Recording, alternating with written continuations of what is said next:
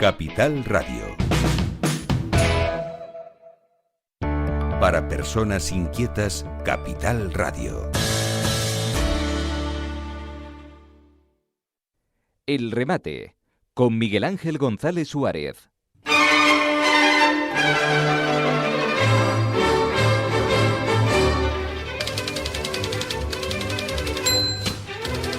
Atento al título de lo que vamos a tratar: guanches, canarios y españoles. Hugo Luengo, buenos días. Pues efectivamente, somos guanches, somos canarios y somos españoles. Somos las tres cosas, ¿no? Las tres cosas metidas en el mismo recipiente. Bueno, pues venga, vamos a desarrollar esto. Y aquí empiezo precisamente con la referencia a guanche, digamos, apoyado en dos obras que me parecen fundamentales para entender el tema, que es la obra Guanches del 2022 de Antonio Tejera Galván, que es Premio Canarias, por cierto, que es antropólogo y arqueólogo, donde nos cuenta, digamos, desde ese punto de vista, la esencia de un pueblo que en ese momento fue asimilado en la conquista española castellana de las Islas Canarias. Y como segunda referencia, la obra de Antonio Macías, Los aborígenes canarios, 3 milenios de historia. Nos envía el economista Antonio Macías a un milenio detrás de la historia que empieza con Jesucristo en el año 2000 y donde, digamos, identifica un tema que yo creo que es importante, que es valorar el proceso de la colonización de las Islas Canarias, que se produce como consecuencia de dos fenómenos fundamentales. Uno, la desertización de África, del Sáhara, fundamental para entenderlo, y luego el conflicto del Imperio Romano con consecuencia de las guerras púnicas. Después de eso aparece el Islam que nos coloniza, digamos, que ocupa todo lo que es la franja sur del Mediterráneo, expulsa a los romanos y produce una cosa que cuenta Antonio Macías tan importante como que realmente deja a Canarias olvidada por un milenio. Milenio que acaba, digamos, a partir del año aproximadamente 1300, y donde aquí introduzco también una obra que estuve el otro día viéndola, importante para fijar el tema, y ahora veremos algunas de sus referencias, que es la obra de Francisco García Talavera Casañas, Paco Talavera, conocido popularmente, que creo que también conoce. Yo lo veo casi diariamente porque coincidimos comprando el pan y el periódico, que es una obra muy actual del 2026, donde esa obra, que tiene innumerables artículos, yo me centro exclusivamente en un tema tan querido de Paco Casañas como es el parentesco, desde donde identifica la realidad canaria, resultado de la fusión genética y el sincretismo cultural de los guanches, de los europeos y de los esclavos africanos.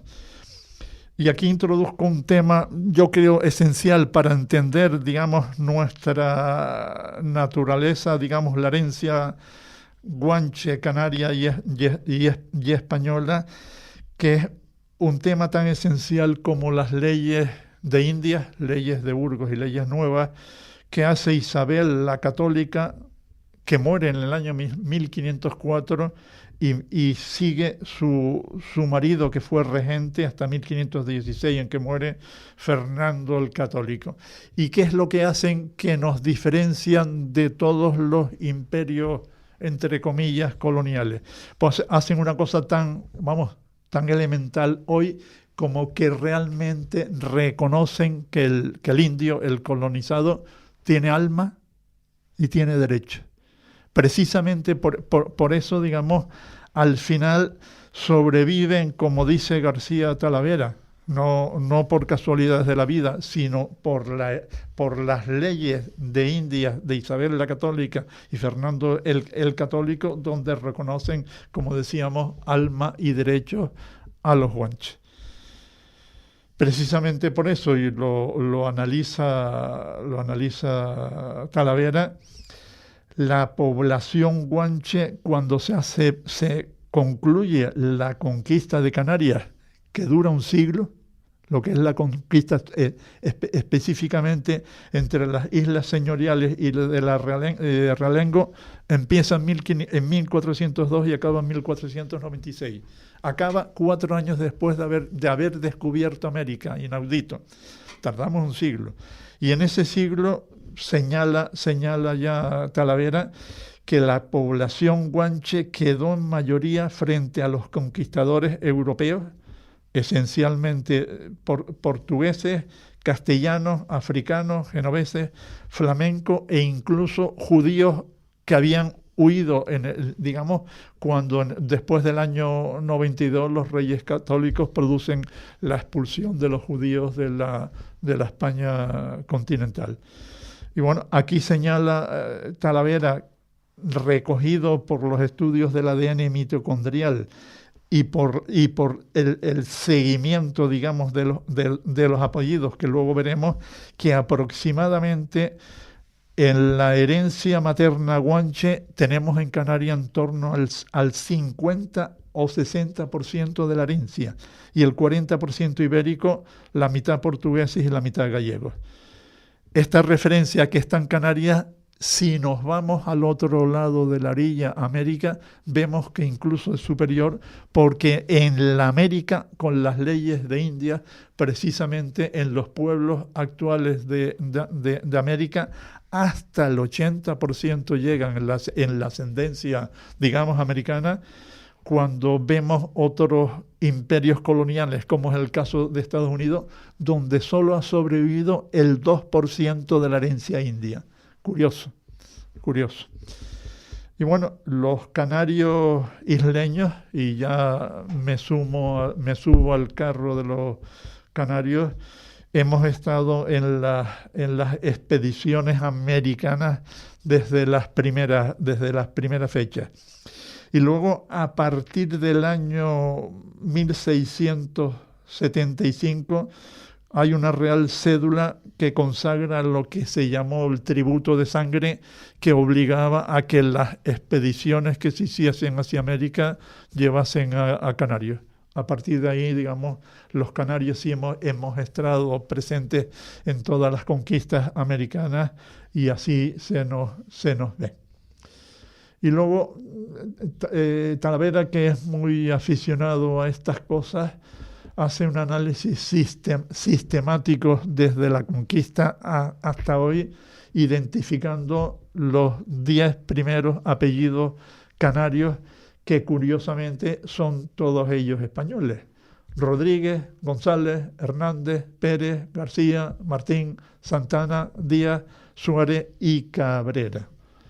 A partir de ahí, digamos, el compendio de los apellidos ya canarios en mayor medida, pues tiene apellidos portugalaicos, castellanos, canarios, genoveses, normandos, flamencos, y ya más actuales hemos incorporado europeos, asiáticos y africanos. Y al final, digamos, de su discurso de los apellidos, Talavera introduce una consecuencia que yo creo que ya estamos en ella, y vinculada a un tema que hemos visto recurrentemente en estas líneas del invierno demográfico canario, donde en este momento con una natalidad desplomada en Canarias del 0,82, pues ya los apellidos de, digamos, extranjeros están empezando a tener una participación muy importante en la tarta de esos 10 apellidos canarios, que me temo que en corto espacio de tiempo pues acabaremos teniendo posiblemente apellidos indios o africanos. Introduzco luego de eso otro tema, yo creo fundamental para ver la herencia española en América, que es la herencia de los virreinatos españoles, que es curioso que a la fecha aún sigamos sin valorar lo que fue la experiencia, no de 200 años, de casi 3 siglos de América en España, donde mantuvimos la presencia del 80% de las razas originarias contra lo que dijimos del 2% que se produce en la América. Y esos virreinatos de los cuales somos herederos es el virreinato de Nueva España, que digamos ocupa México y buena parte de los Estados Unidos actuales, que duró casi 300 años, al igual que el virreinato de Lima, los dos principales, que duró 280 años, y luego ya de herencia más novedosa es el virreinato de Nueva Granada, con capital en Bogotá, Colombia, y el cuarto, el virreinato del Río de la Plata, con capital en Buenos Aires.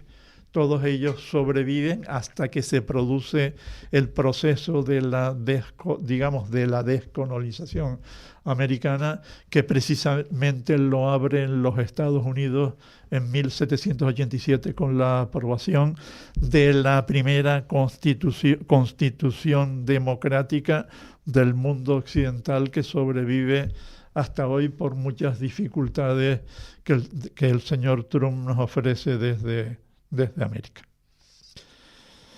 Y bueno, y aquí también es por valorar el papel de México y del virreinato de Nueva España. Realmente Ciudad de México era en ese momento la capital económica del Imperio Español, por una razón muy sencilla, porque reunía o unía a su interno los dos tornaviajes americanos, que era el tornaviaje hacia Filipinas en el Pacífico y el tornaviaje de las Indias desde La Habana hasta Sevilla.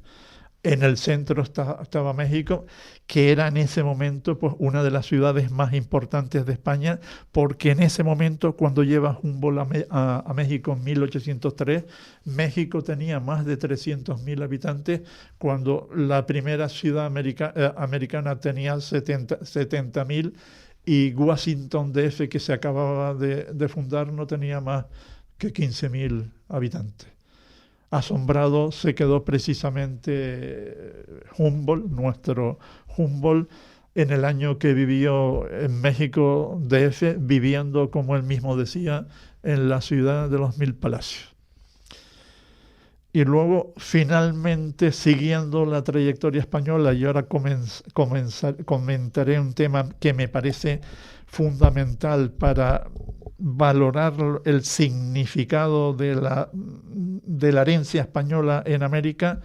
Tenemos la figura del reciente premio Cervantes, Gonzalo Celorio Blasco, del año 48, que el pobre, por cierto, está un poco delicado de salud a consecuencia de un cáncer que creo que fue de esófago o de pulmones, que es una persona que tiene, tanto por vía paterna, es nieto de un asturiano, como por vía de su madre, María Luisa Blasco, tiene herencia de Las Palmas de Gran Canaria, de la calle Triana, curiosamente de la calle Triana. Bueno, y esa herencia, él no es ajeno a esa herencia, por mucho que se criase, educara en Ciudad de México, con el profesorado, republicano, que huyó a México al final de nuestra guerra civil. Y bueno, en ese momento, hablando, porque él es un literato, señala temas tan curiosos como que el proceso de emancipación cultural de América siempre incorporó los valores del hispanismo. Y señala, cosa que a veces olvidamos, que todos ellos, mantienen el referente común del español, de la lengua, donde él señala que es una identidad, una manera de ser y entender el mundo. O sea que realmente el idioma no solo traslada una capacidad de comunicación, sino que traslada una identidad. Identidad que curiosamente podemos ver en todos los sudamericanos que acaban, digamos, integrados, identificados en España, donde a veces yo observo con cierto, digamos, no sé si decir pesimismo, que los hispanos que nos vienen de América acaban siendo más españoles que nosotros, dicho directamente para que lo entendamos, lo cual es inaudito, que los españoles de América sean más españoles que nosotros, precisamente lo permite porque el idioma, entre otras cosas, ha transportado dos factores que yo creo que son fundamentales para reconocer la identidad española, que son la religión y es el idioma. La religión, curiosamente, es tan poderosa como que en religión y en idioma el primer país del mundo es México y el segundo país del mundo es Estados Unidos. O sea que hay más católicos y más hablantes españoles en México y en Estados Unidos, y España se coloca en el cuarto lugar porque Colombia incluso nos gana a religión y a idioma.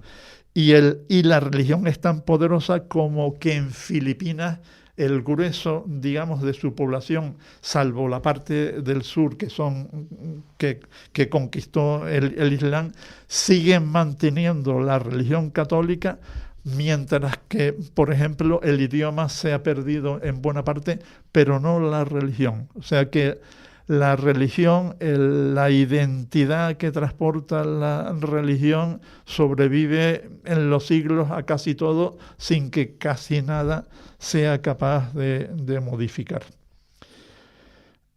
Me llamó la atención también un tema interesante de los aspectos culturales de España en América, donde precisamente Celorio, nuestro Premio Cervantes del 2025, habla del arte barroco heredado de los españoles que se convirtió en la herencia cultural de Sudamérica.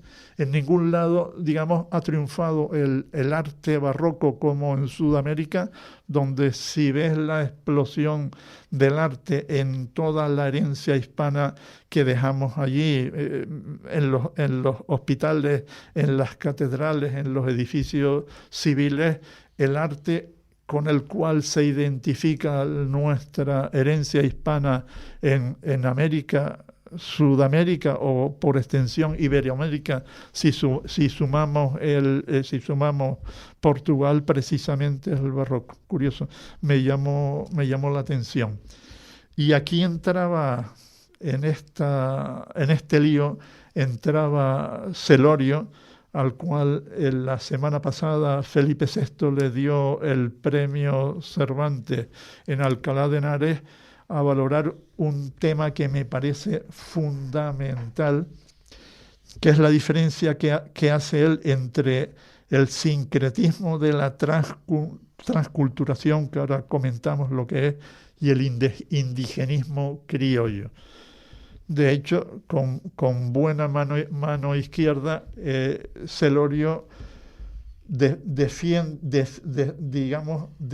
la transculturación, que es la integración de los valores, digamos, no me atrevería a decir que llega a los guanches, pero sí llega a través de ellos, a través de los canarios y de los españoles, donde ellos integran una realidad que decía Celorio, donde señalaba el despropósito de la disculpa histórica de España, donde Felipe VI cayó el otro día en la trampa de disculparse ante México, donde señala él como mexicano que lo decía de esta manera, por anacrónica y retroutópica, cuando hace 500 años no existía la España de hoy, ni México era Estado, por lo cual pensar que eso era posible es imposible. Y donde además, insistiendo en ese punto, señala que parece un contrasentido que poner al mundo prehispánico como paradigma nostálgico de un paraíso perdido que, por cierto, era súper violento y caníbal. Precisamente, digamos, por eso conseguimos con 300 hombres y caballería conquistar un imperio, digamos, con millones de habitantes de México, porque tuvimos como aliado todos los pueblos esclavizados por los aztecas. Si no, hubiese sido imposible, aventura que fue parecida a la que tuvo Pizarro en los Andes, que dio pie, digamos, a la aparición del virreinato del Perú, que luego fueron transformados cuando llegaron a principios del siglo XIX, en 1810. O sea que la tiranía de los aztecas tenía revelado al pueblo, ¿no? Bueno, a los pueblos, digamos... Los tenía primero acobardados y revelados, ¿no? Y comidos. De hecho, digamos, aunque no voy a entrar en esa discusión, los pueblos cedían 30.000 personas al año que eran devorados en rituales aztecas. Una cosa tremenda. Eran devorados. Y hoy que poníamos esa referencia el otro día, en México, que sigue siendo un país muy, muy violento, mueren al año 30.000 personas. O sea que hace 500 años morían más. No, se comían a los mismos, curiosamente. Bueno, proporción mucho más, y la esencia, porque había menos población. Y la esencia estuvo en la política originaria. Mira, ¿y por qué se los comían? No, bueno, eso eran sacrificios rituales que daría pie a otras discusiones, pero que en el fondo, digamos, desde el punto de vista político, era un simple mecanismo de control del poder del México azteca con los 10 o 15, digamos, pequeños reinos circundantes, que precisamente esa fue la fuerza que utilizaron los españoles para conquistar. En 3 años se hicieron con el reino de los aztecas. Yeah. Curiosamente. Y luego, también, digamos, en ese asunto, el otro día, en la exposición, digamos, cuando le dieron el premio a Celorio, que acaba de publicar un último libro titulado Ese montón de espejos rotos, cuyo título es de otro autor español. En ese momento, pues la intervención que hizo Celorio en la Universidad de Alcalá de Henares fue realmente como literato, donde nos hablaba de su poética novelista soportada en la vigencia del autor del Quijote, que sigue siendo un referente de la literatura mundial, no solo en América, sino en todo el mundo. Y de eso debemos felicitarnos una vez más los españoles, intentando superar la leyenda negra que ha convertido nuestra fructísima experiencia de 3 siglos. A partir de esos 3 siglos, digamos, los Estados Unidos cumplirán el año que viene 250 años, cuando los virreinatos, nuestros virreinatos americanos, que eran verdaderas provincias españolas, duraron 300 años, con una historia fructífera que vemos en las catedrales, que vemos en los hospitales, que vemos en la edificación civil, todavía actualmente formando parte de la entidad de todos los pueblos americanos, donde ahí también añado un tema importante, porque Gonzalo Celorio es actualmente el presidente de la Academia Española en México, donde está incorporado a los 23 países que tienen como idioma materno el español, que es otra de las grandes herencias de España en América y en el mundo, que no usamos en la medida en que debiéramos usarlo. Hugo Luengo, qué interesante todas estas reflexiones históricas para saber de dónde venimos y hacia dónde vamos. Pues somos guanches, somos canarios y somos españoles. No hay que tenerle, digamos, miedo al habernos transculturizado con estas identidades múltiples que forman, digamos, la naturaleza de los canarios aquí a mitad del Atlántico y que precisamente nos hace tricontinentales. Hasta la semana que viene. Pues ahí estaremos. El remate con Miguel Ángel González Suárez.